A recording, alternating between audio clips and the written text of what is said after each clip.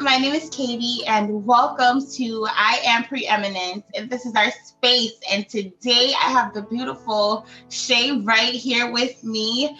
She is a girl from the Boogie Down Bronx, like myself, from the concrete jungle right here in New York City. Okay.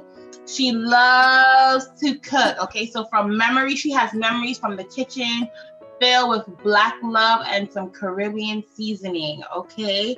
Recipes flow from her memories, through her brain, through her heart to her fingers, which is what she is skilled at. She's 28.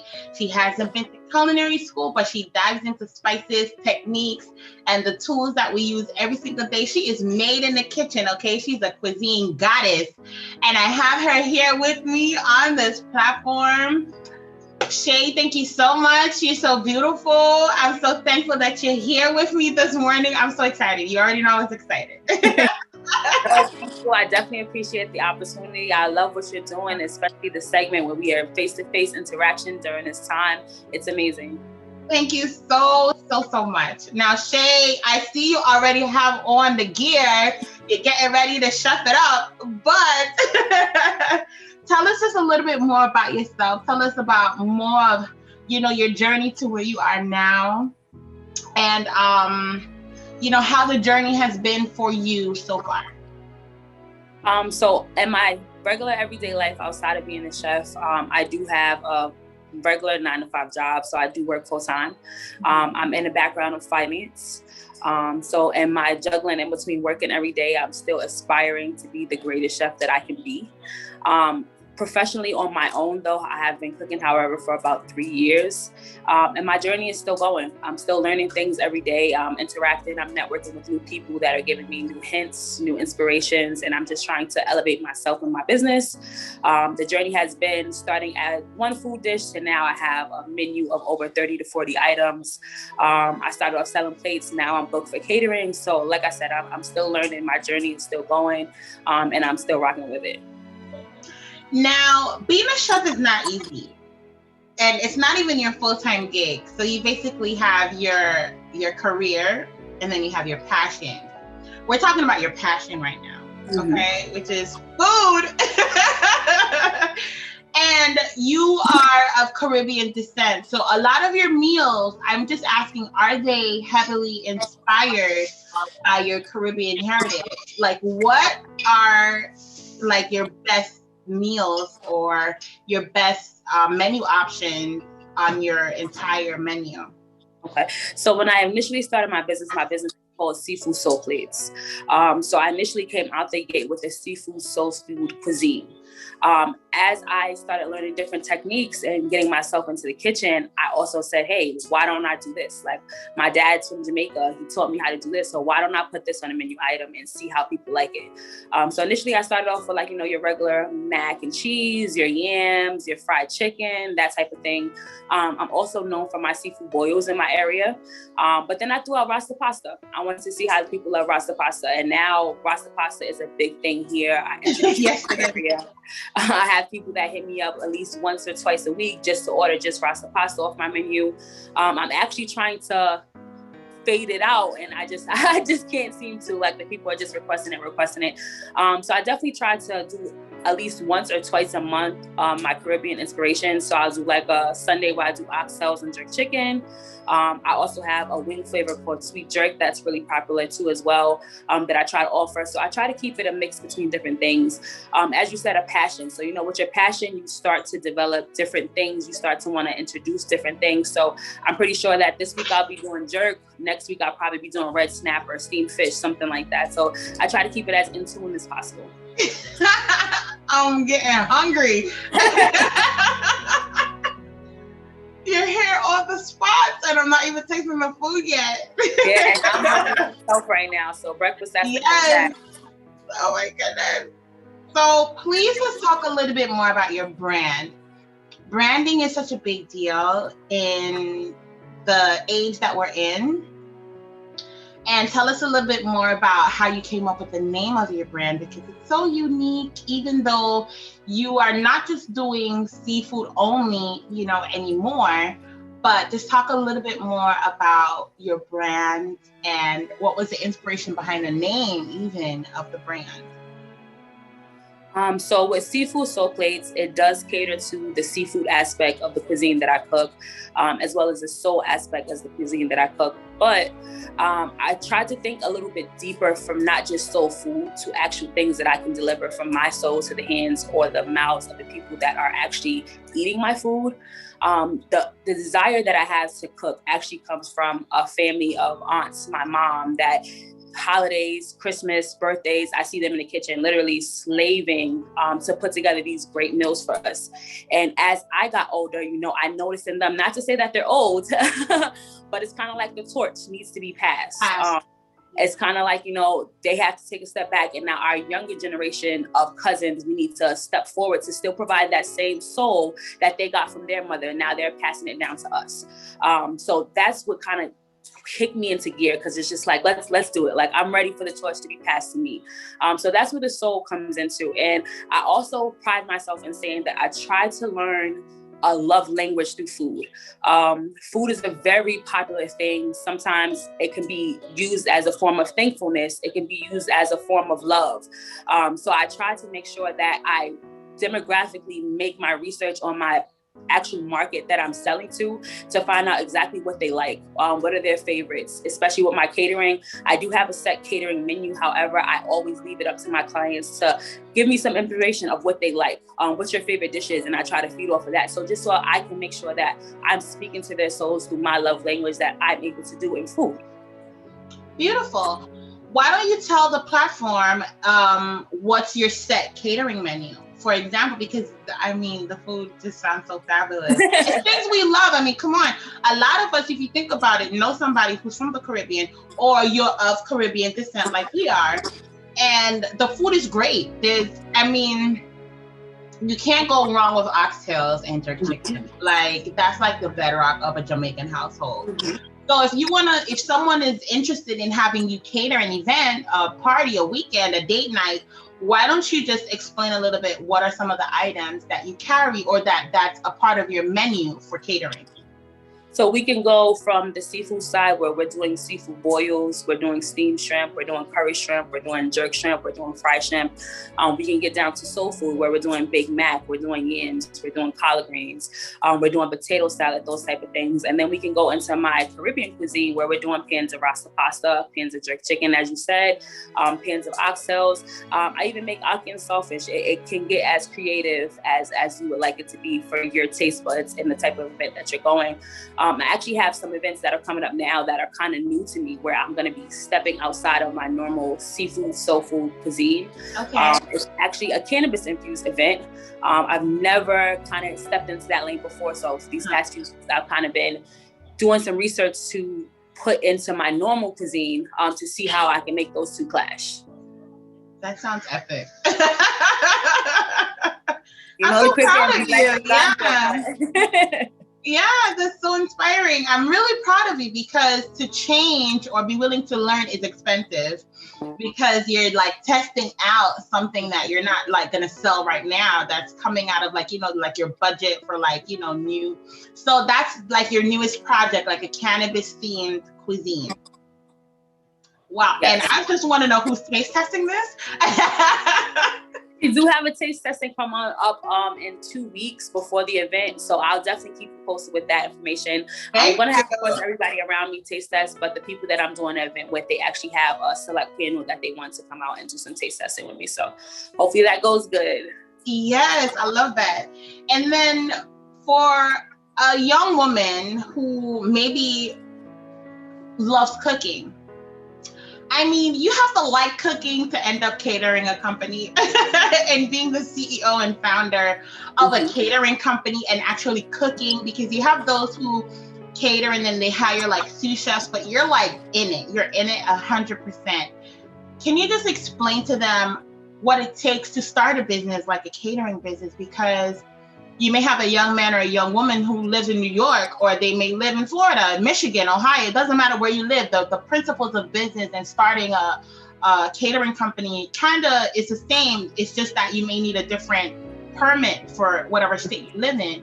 But since this is an online platform, I don't know who's watching. So could you just educate them a little bit about what is required and what it took out of you, really? Like, let's be honest about what it takes to start a catering company, especially since you didn't give up your full-time job. You're still working a corporate job, but you're funneling your dream. So with any business, I would say starting off, you have to have a plan. You have to know exactly what your purpose is behind what you're doing. Because like compared to my corporate job, it's not something that I see myself doing long term. However, if I didn't like my job, I wouldn't be able to show up there every day. And it's easy because I kind of do the minimal work. I go to work, I stay there for those amount of hours, but I'm not in the background making sure that this business has to stay open.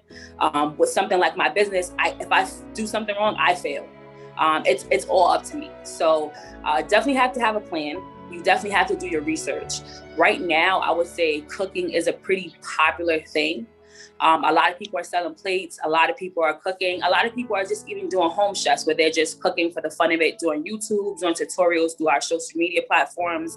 But you have to do your research. And that's where the point where I'm at right now, because I am not a culinary taught chef.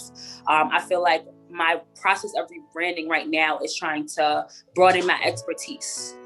So for me, Clubhouse is a really great platform. I've networked with a few different chefs that are actually sous chefs, culinary chefs. They went to culinary school to help me with things I didn't know, like poaching the egg. Because for me, that can broaden my clientele. It doesn't keep me in a box. So I would definitely say networking as well is something that you need to do as a business owner. And each state, like you said, has different requirements. So you definitely have to get into the logistics side of things. You have to make sure that you're permit ready, you're safe serve ready. But depending on the type of business that you're fluctuating, you got to make sure that your state requirement, that you meet those state requirements.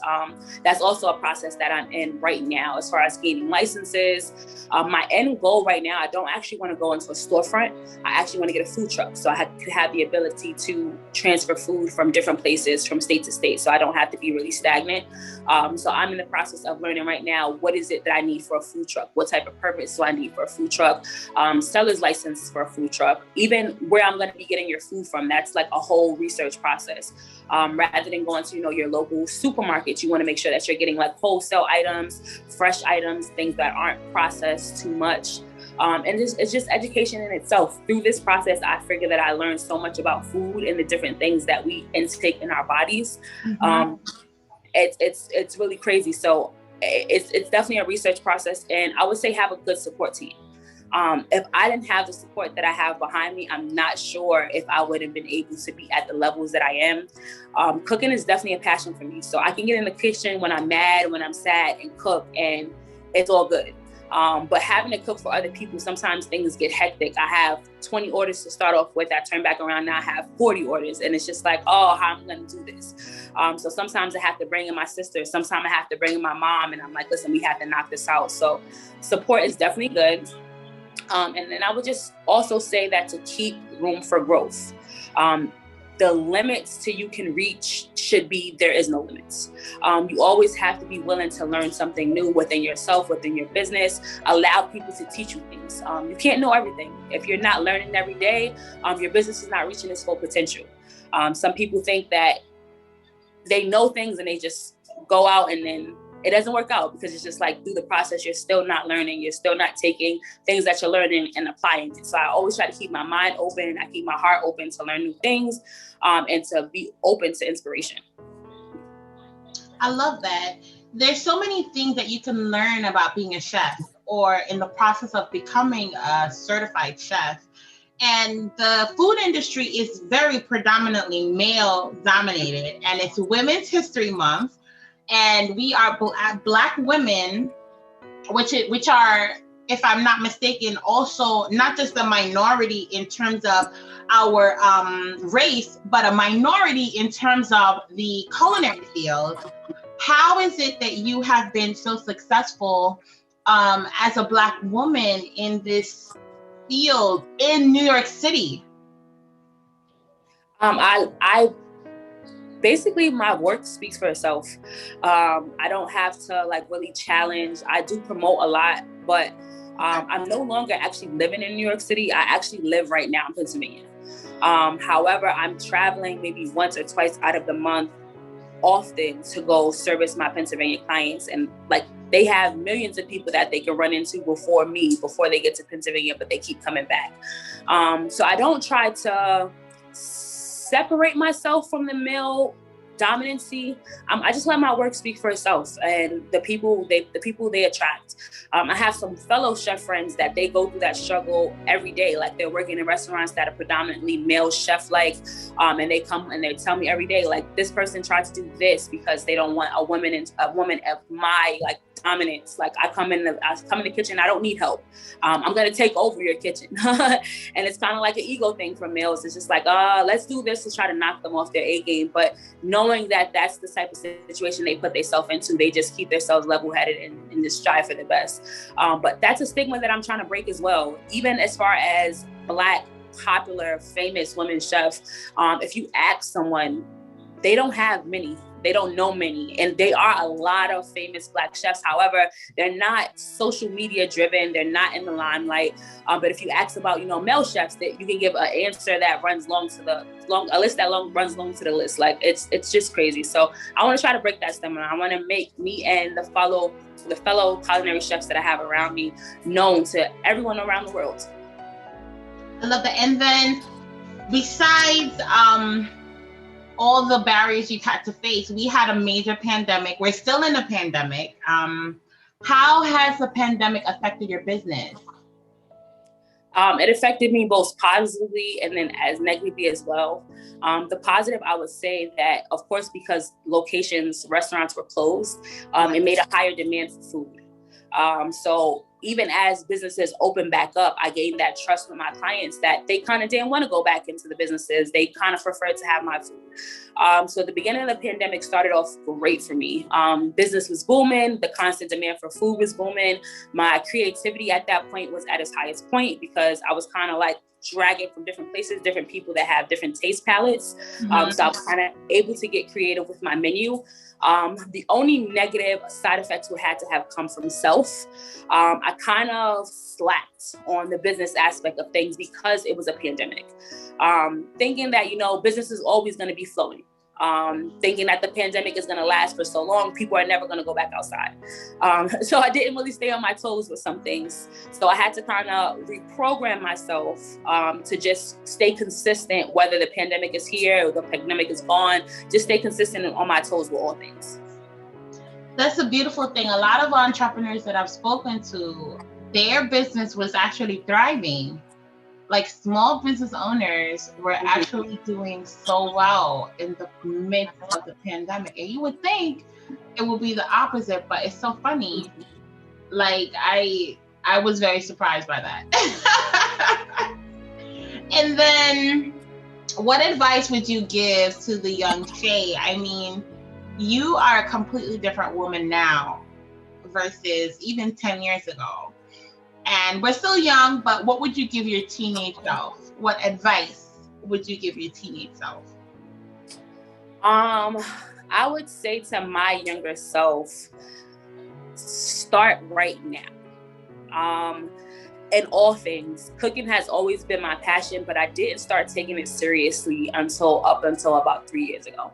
I've always said that, hey, I wanted to get into a store and do these things. Hey, I wanted to sell plates. Hey, I wanted to do this, but I kind of let my energy die down on a lot of things. I would definitely say start now, learn now, and don't stop. Now I'm getting into that constant grind, that constant consistency where I got people watching me, so I can't let them down. I want to buy my mom that house, so I can't let her down. My sister wants these sneakers, so I can't let her down. So it's just like, I feel like I would have been even though I'm in a great position now, I would have been in a greater position if I would have started a little earlier. Maybe I would have decided to go to culinary school. So I have already the certain techniques of my trade already in my pocket. So I would definitely say start and don't stop.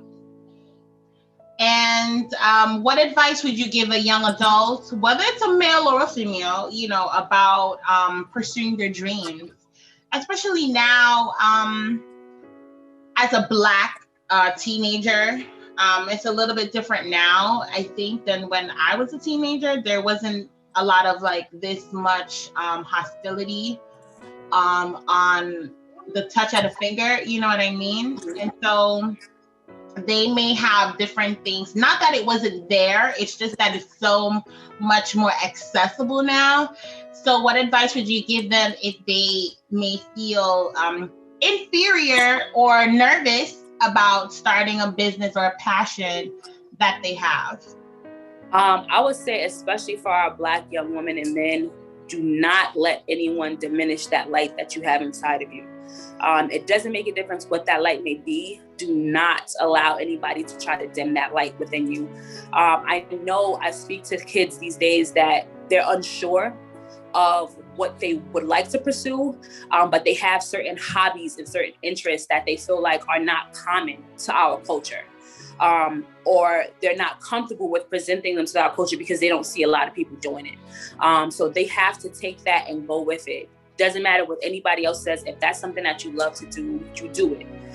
Even like, things that are popular right now are kids playing games. And sometimes it's really frowned upon because like you spend the majority of your time playing games all day. But if that's what they like to do, let's take that. Let's get them into like a gaming coding system, a gaming coding class where they can build a game, where they can build a computer, those type of things. Take that energy and try to transfer it into something positive because it's clearly something that they like doing. As far as if anybody is looking to pursue anything in culinary, and this goes to both parents and children, for the parents, let your kids learn how to cook. Let them have that interest at a young age. Don't be scared that the kitchen is too hot. The kitchen may be too hot, but they're never going to learn by you telling them that the kitchen is too hot. They have to learn from experience that the stove is hot. You have to be properly educated on certain things and just not tell a child like you just can't cook because you're too young. Let them experience the kitchen. Let them come in the kitchen while you're cooking. Let them season a few things. Let them mix a few things. It's never too young. I started off really young. That was a standard stigma in my home. Saturdays and Sundays, we would sit up and line up at the counter and watch my mom and my dad in the kitchen interacting and cooking. And my mom telling my dad he can't cook. My dad telling my mom she can't cook. And all of the years that they were together, they still were able to teach each other things. My mom is of American background, but with her cooking palette, she makes the best brown stew chicken, the best curry chicken. You couldn't tell her that she's not from the islands. And that's from years of her being with my father. So you have to let them learn, have to let them get in the kitchen with you, see certain things. And I would definitely say that that's like a connotation that our culture, especially, we don't allow our kids to experience. It's not kind of like until like they get old enough where they can start microwaving things, and microwaving things aren't healthy. So just let them get in the kitchen with you. See what the fire is actually about. See how hot the kitchen can get. Mm-hmm. And then is there anything that you would like to discuss or talk about that I haven't asked you about yet? No, I want to just say thank you so much for the platform. That's first and foremost. As a Black young woman, you are doing amazing things. Thank you. No problem. And for me, this is very special because I'm in a process of rebranding and getting myself out there and learning how to do things just like this, express the best things about myself to people. So I want to thank you immensely for the opportunity, and you are doing great things. Thank you. You're welcome. Oh, my jaw, like they hurt. As you should. Thank you. Guys, thank you so much for watching. This is Chef Shay. All of her social media links will be down in the description box. Reach out to her, order a plate. Whether you're in Pennsylvania or not, you can show her support by following her on social media, liking her page. You guys, we have to support each other. Shay, thank you so much. I'm excited. I'm excited for you. And I'm just so grateful that you took the time out of your busy morning to spend some time with me. I wouldn't have done anything else. Thank you, guys. And thank you guys so much for watching. Again, I'm Katie, and this is IAmPreeminence, and it's our space. Thank you guys so much. And until the next video, I'll see you next time. Bye. Bye. Have a great day.